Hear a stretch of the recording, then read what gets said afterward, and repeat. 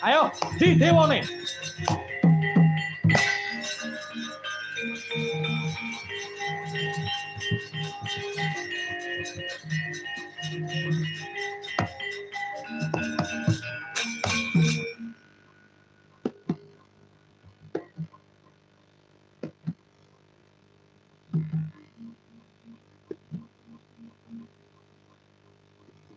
Iki kok ana dewa ngantuk.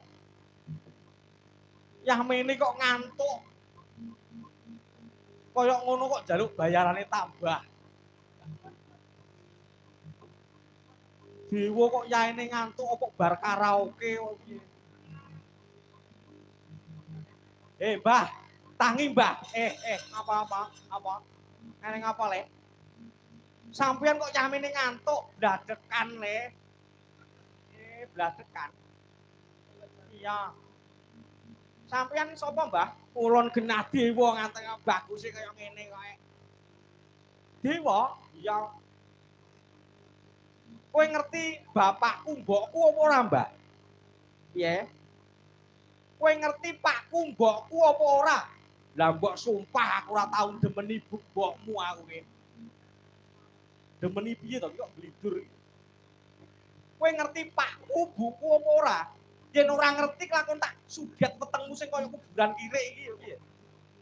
Lambemu weteng apike kaya ngene kok kuburan kirik. Kowe ngerti apa ora? Lah mbok yakin aku ora ngerti. Oh, jaluk jotosi cangkeme. Aduh. Alah. Alah opo?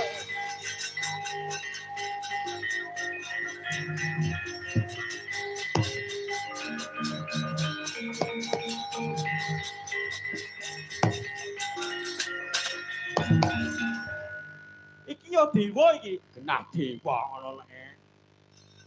Dewa lek kaya tetek melek ngono. Lambemu baguse kaya aliandu ngene kok. Aliandu kok gingsule akeh. Kowe dewa, Mbah? Ya ulun dewa. Sapa? Ya Madipati iki ya aku iki. Yen kowe dewa tak takoni sapa pakku, sapa buku. Ayo, ngaku kok. Ngerti apa ora? Yen kowe ora ngerti sapa mbokku, sapa pakku, oh, kelakon tak cemplungke nang neraka jahanam kowe. Dapurmu neraka iki kuncine sing gawa aku, goblok iki. Lho, kuncine iki sing gawa aku, lho. Oh, kowe to? Iya. Lah kowe ngerti apa ora pakku, buku? Lah kowe kuwi delondonge sapa? Delondong dasmu kuwi. Astaga. Wah. Wah.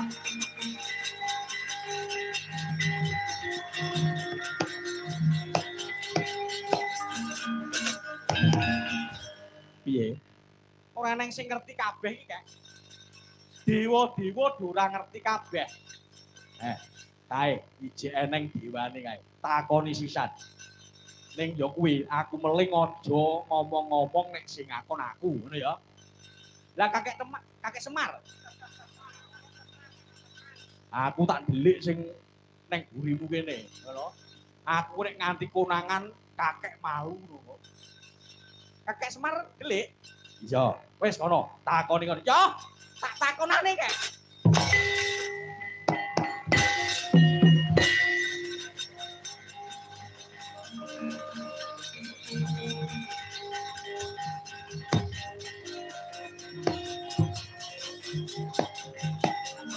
Mandeng.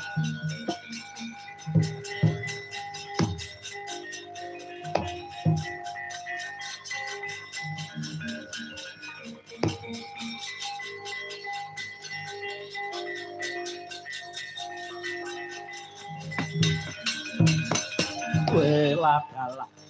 Sopo iki? Bambang Wisanggeni, kowe sapa? Aku Ulun Bathara Sambu. Kowe gawe geger ngerusak kayangan golek apa? Ya, yen kowe dewa tak takoni, kowe ra gelem ngaku sapa sing ngukir jiwa ragaku, sapa wong tuaku lanang, sapa ibuku, mesti kayangan tak gawe sungsang bawana balik. Wah, keparat. Yo, ayo gage.